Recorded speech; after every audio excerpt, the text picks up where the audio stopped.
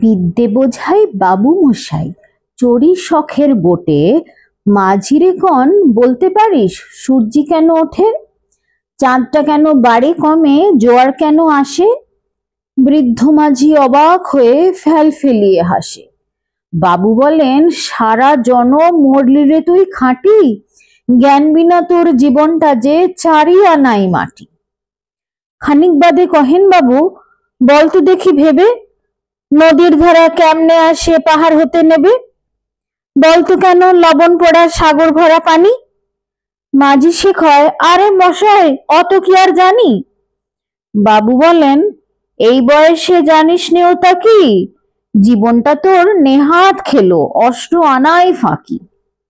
আবার ভেবে কহেন বাবু, বলতো ওরে বুড়ো, কেন এমন নীল দেখা যায় আকাশের ওই চূড়ো?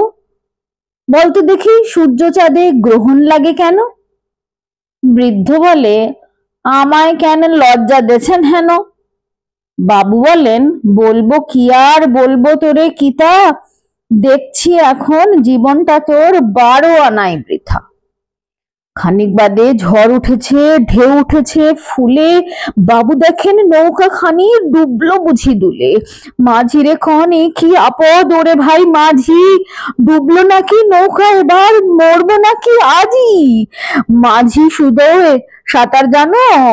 মাথা নাড়েন বাবু।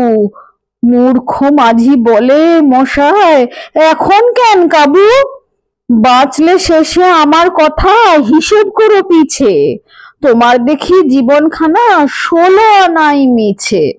ভালো লাগলে সাবস্ক্রাইব করবেন বন্ধুরা, আর যে কোনো কমেন্ট করলে তো ভালো লাগবেই।